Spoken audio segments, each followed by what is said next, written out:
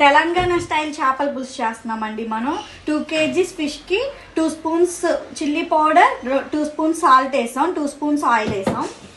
ఇప్పుడు అల్లం వెల్లుల్లి పేస్ట్ వేసుకుంటున్నాం.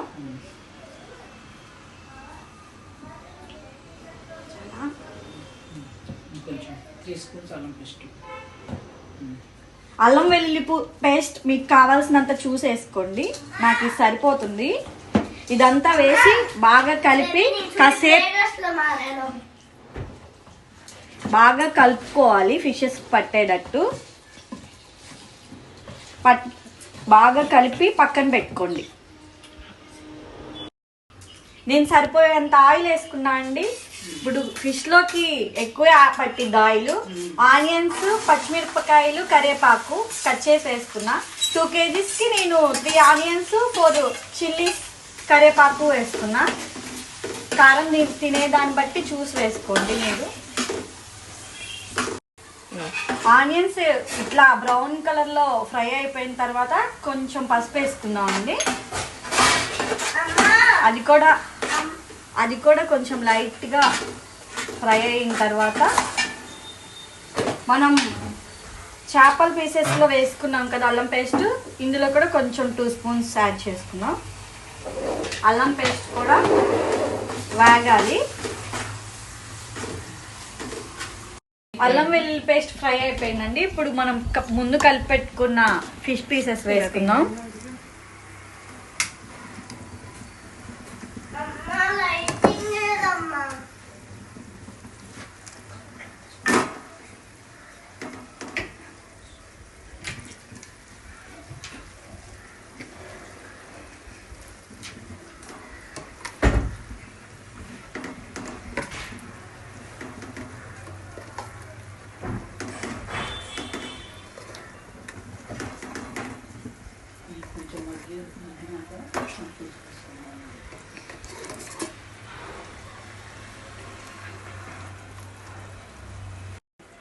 ఈ పీసెస్ కొంచెం మగ్గాలండి. మగ్గాక అప్పుడు చింతపండు పులుసు పోసుకుందాం.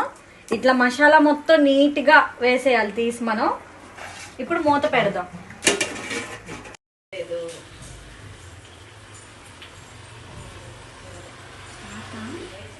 ఇప్పుడు ముక్కలు కొంచెం మగ్గినాయండి. చింతపండు పులుసుని ముందే నానబెట్టి ఉంచుకున్నా, మీరు కూడా ముందే నానబెట్టుకోండి. చింతపండు పులుసు పోసేద్దాం.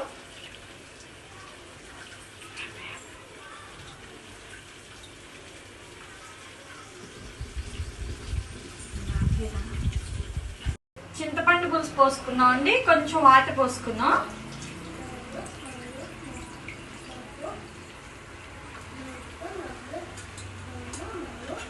వాటర్ పోసుకొని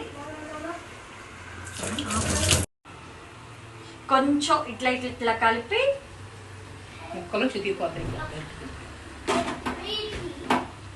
మూత పెట్టేద్దాం అండి. కాసేపు ఉడకనిద్దాం.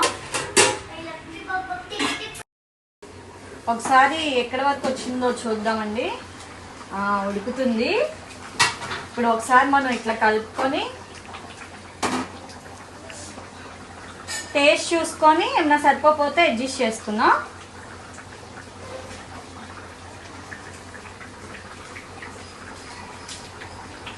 అన్నీ సరిపోయినాయి. మీకేమన్నా సరిపోతే వేసుకోండి.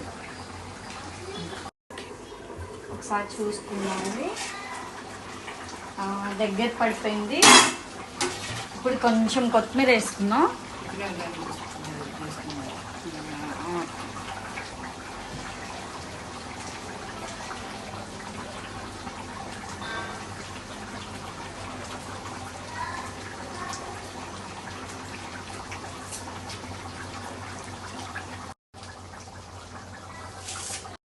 ఇది పొడి మసాలా అండి. మా ఇంట్లో మేము ఓన్గా తయారు చేసుకున్నాం. ఈసారి మీకు ఈ రెసిపీ కూడా చూపిస్తాం. మీరు మీకు ఇష్టం వచ్చింది వేసుకోండి.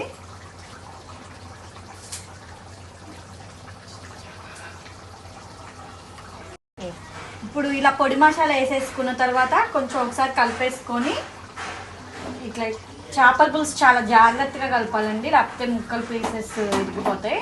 ఇట్లా కలుపుకొని ఆఫ్ చేసేసుకోవడమే. తెలంగాణ చేపల పులుసు రెడీ అయిపోయింది ఇప్పుడు మనకి.